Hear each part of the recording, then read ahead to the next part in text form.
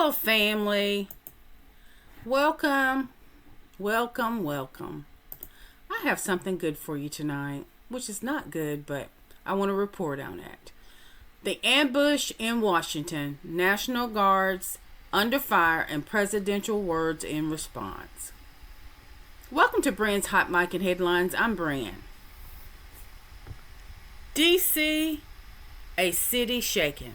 On November the 26th, 2025, D.C. was jolted by violence that pierced the heart of the nation's capital. Two members of the West Virginia National Guard, Andrew Wolf and Sarah Beckstrom, were ambushed near the Farragut West Metro Station, just blocks from the White House. The attack left both soldiers critically wounded.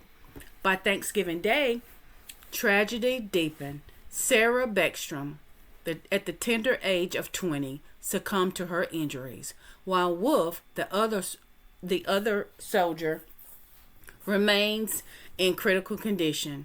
The suspect is a 29-year-old Afghan national, Ramallah Lakawa, was subdued and taken into custody after being wounded himself. The incident was not only a crime against two soldiers, but against America. And also, it was a symbolic strike against the presence of the National Guard in the Capitol. As news spread, President Trump's words and policy actions became a focal point of the nation's response. Let's talk about the ambush and the timeline of the violence. The attack unfolded in broad daylight. Around 2:15 p.m., Wolf and Beckstrom were patrolling near the metro station when Lakawa, the Afghan, opened fire. Witnesses described chaos as commuters fled and guardsmen scrambled to respond. Within minutes, fellow soldiers subdued the attacker, preventing further casualties. Beckstrom's father later posted a heartbreaking tribute, the young lady that passed away. He said, "My baby girl has passed to glory. This has been a horrible tragedy."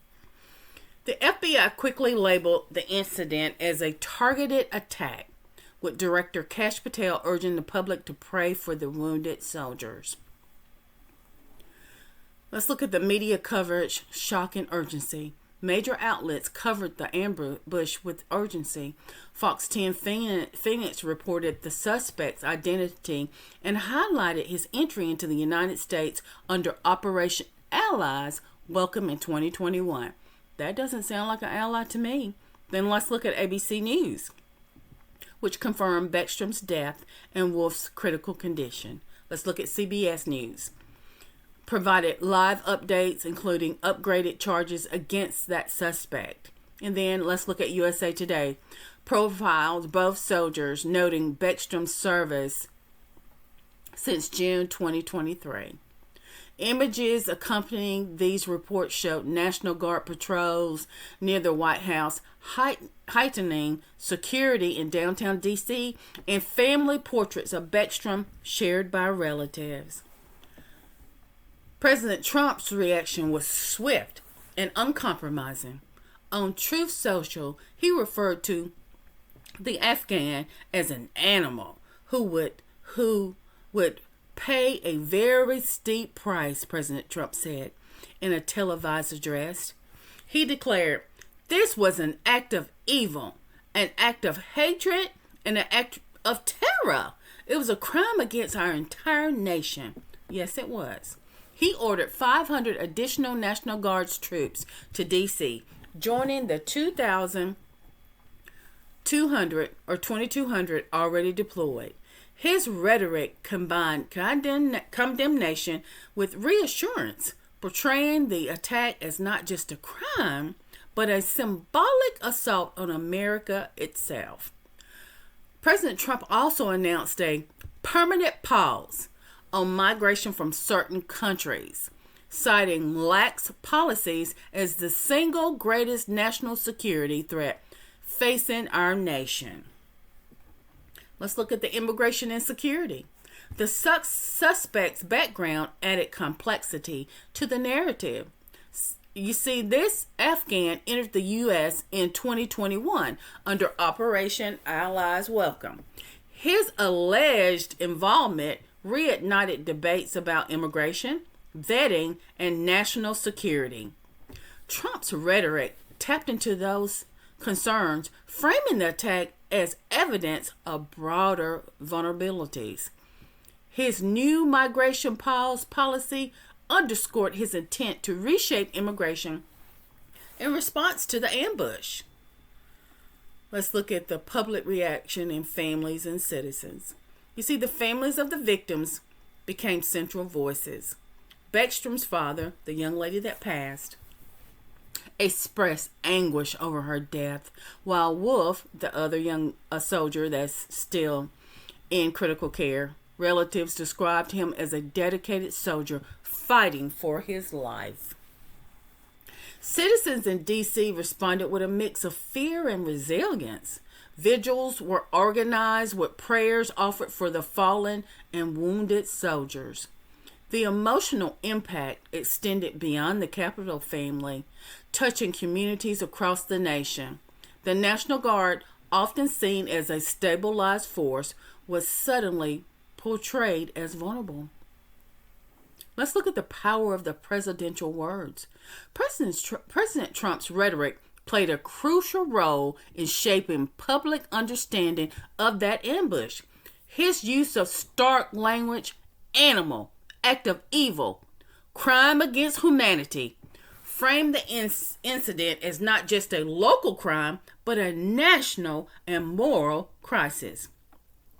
By elevating the ambush to a symbolic assault on the nation, Trump ensured that the incident would be remembered not only for its immediate tragedy, but also for its political resonance. Here's a poem that I wrote for them, and I hope you accept it, family. It's called Echoes in the Capitol.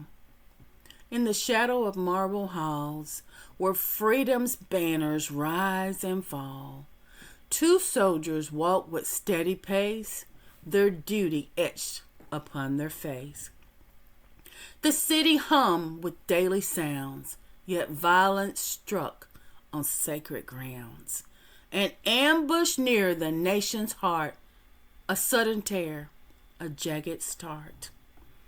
Andrew Wolf with courage sworn, Sarah Beckstrom steadfast sworn, fell beneath the firing sting, yet still their names in honor ring. The crowd dispersed, the sirens cried, the guard stood firm through wounded tried. And in the storm of grief and flame, a president spoke, a nation named. An act of evil, words declared, a crime against the land we shared. Resolve was summoned, troops deployed to guard the streets, to fill the void. But deeper still, the question grows, what seeds of hatred one man sows? What strength of spirit must we keep to guard the watch, to pray, to weep? So let the Capitol remember this November's chilling ember, for in the pain, resilience stand, and hope is held in faithful hands. Family, I hope you like that. Family, I have 7 questions for you to ponder upon. What does this ambush reveal about vulnerability in places we assume are secure? What does this ambush reveal about vulnerability in places we assume are secure? Number 2, how do presidential words shape public perception in moments of national crisis? How do presidential words shape public perception in moments of national crisis? Number 3, what role should faith communities play when violence shakes the nation's heart? What role should faith communities play when violence shakes the nation's heart? Number 4, How can we honor the sacrifice of soldiers while confronting the cause of such attacks? How can we honor the sacrifice of soldiers while confronting the cause of such attacks? Number 5. What lessons about resilience emerge from the Guard's response to sudden danger? What lesson about resilience emerged from the Guard's response to sudden danger? Number 6. How does media framing influence whether we see events as isolated crimes or symbolic assaults? How does media framing influence whether we see events as isolated crimes or symbolic assaults? And number 7. What spiritual practices help believers process fear and transform it into hope and vigilance? What spiritual practices help believers process fear and transform it into hope and vigilance? Family, if you like this info that I brought you tonight, before we close, I want to call to action. Like, comment, subscribe. It doesn't cost nothing to subscribe. It's free. And share this episode with friends, family, in your community. And if you like, support the porch. I have a Cash App, PayPal, Buy Me a Coffee, and then Patreon's coming soon. I'll have that all in the description if you're interested. And in conclusion, the ambush in Washington, D.C. was a moment of vulnerability and violence, but also of resilience. Wolf continues to fight for his life, while Beckstrom's sacrifice highlights the risk faced by those who serve. Media coverage captured the urgency and gravity of the event, while presidential rhetoric shaped its meaning. You see, President Trump's words, blunt and uncompromising, frame the ambush as a crime against the nation and humanity, which he's right. His policy actions, deploying 500 more troops and pausing migration, demonstrated how leadership can reshape national response. As the investigation continues, the incident serves as a reminder of the challenges of security in an open society. It underscores the importance of vigilance, resilience, and the power of leadership in times of crisis. I hope you enjoyed this tonight, and I'll come back with more as it's updated. And this is so sad. It's scary, and it's just the times that we're in. And I'm thankful for President Trump for being the leader that he is. Until next time, family, stay safe.